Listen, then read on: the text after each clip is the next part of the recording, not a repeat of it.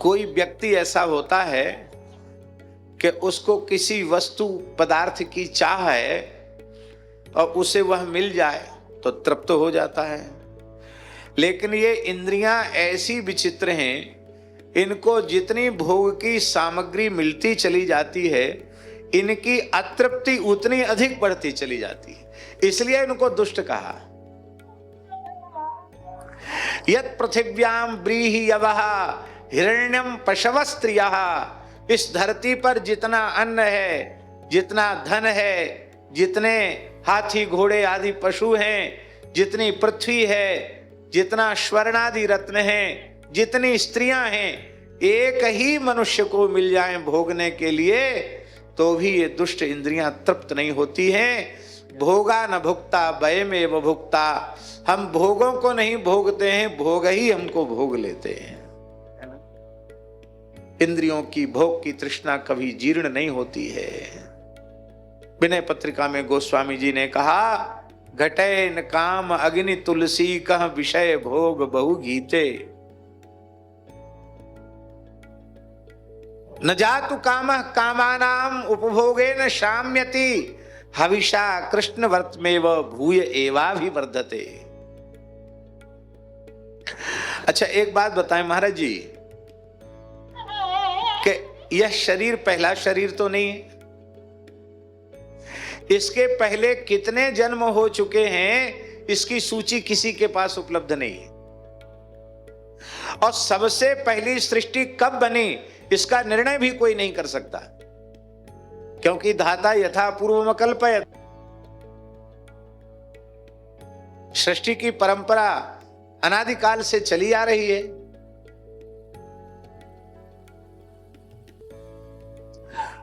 तो सबसे पहली सृष्टि कब बनी थी इसका निर्णय कोई कर नहीं सका। तो फिर भी हम निवेदन कर रहे हैं कि जब कभी पहली सृष्टि बनी होगी तब से ही हम पैदा हो रहे हैं और मर रहे हैं। कब बनी थी हमें पता नहीं, किसी को पता नहीं तो हमें क्या पता होगा। कृतार्थ हुए नहीं, कृतार्थ हो जाते तो ये वर्तमान जन्म ही नहीं होता। आत्म साक्षात्कार भगवत साक्षात्कार हो जाता, जिसका फल है भिद्यते हृदय ग्रंथि छिद्यन्ते सर्व संशयाः क्षीयन्ते चास्य कर्माणि दृष्ट एवात्मनीश्वरे अथवा तस्मिन् दृष्टे परावरे। वो तो सब हुआ नहीं।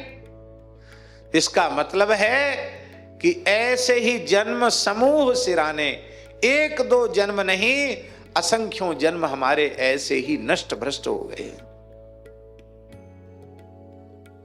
हो सकता है ठाकुर जी कभी इंद्र महेंद्र बने हो, कभी चक्रवर्ती सम्राट बने हो, कभी रसातल के भोगों को भी भोगा हो, पता नहीं क्या क्या नहीं भोगा होगा, कितना कितना सुख भोगा होगा, कितना कितना दुख भोगा होगा। मन भरा। कुत्ता बने तो भी कुतिया मिली, बहू मिली, सुअर बने तो सुअरिया मिली, गधे बने तो गधही मिली, हाथी बने तो हथनी मिली, कीट पतंग बने तो भी मिली। पर यह दुष्ट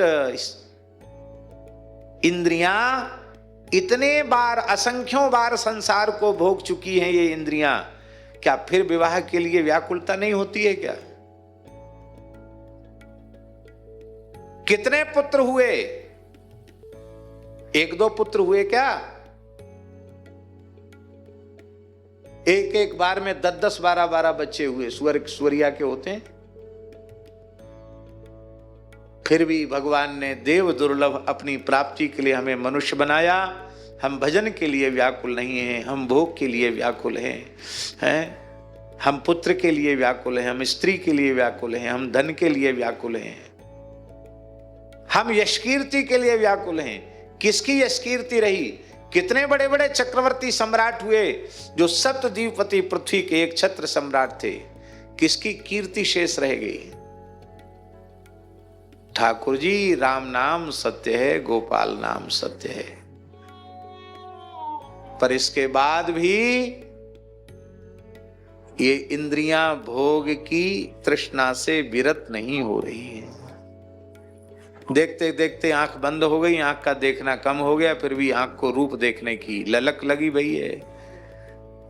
अब बहरा हो गए, ऊंचा सुनते हैं, बुढ़ापा आ गया, फिर भी सुनने की इच्छा बनी हुई है। कौन सी ऐसी इंद्रिया है जो तृप्त हो गई? गुरुजी भाष्य में भगवान आदि शंकर ने कहा है कि भोग के अनंतर इंद्रियों के भोग के कौशल में वृद्धि होती है, ऐसा वचन है। प्रयोग मनुवर्धन्ते, माने आप जितना विषय का रूप रस गंध शब्द स्पर्श किसी भी विषय का जितना भोग करते चले जाएंगे, उस भोग को भोगने का इंद्रिय का कौशल्य उतना अधिक बढ़ता चला जाएगा। अब यह कथा सामान्य कथा नहीं है, इसके श्रोता पूज्य सदगुरुदेव भगवान हैं। कहां तक कहें महाराज जी, योगियों ने साधन के 84 आसन निर्धारित किए, तो भोगियों ने भोग के भी 84 आसन बना दिए।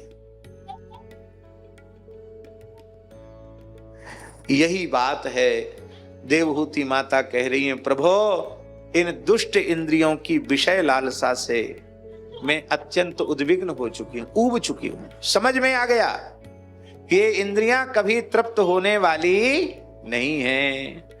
और ये इंद्रियां करती क्या हैं? जो जीव भगवान का अंश है और अंश में अंशी के गुण होते हैं, भगवान के समस्त गुण जिस जीव में विद्यमान हैं, उस जीव की क्या दशा ये कर देती हैं? भगवान से विमुख कराकर अंधकार की ओर ले जाती हैं, विषयांधकार की ओर, अविद्यांधकार की ओर ये इंद्रियां लेकर के चली जाती हैं। हे भगवान, हे भूमन, हे सर्वव्यापक प्रभो, इन दुष्ट इंद्रियों की विषय लालसा से मैं अत्यंत ऊब चुकी हूं। अज्ञानांधकार से निकलने का साधन क्या है?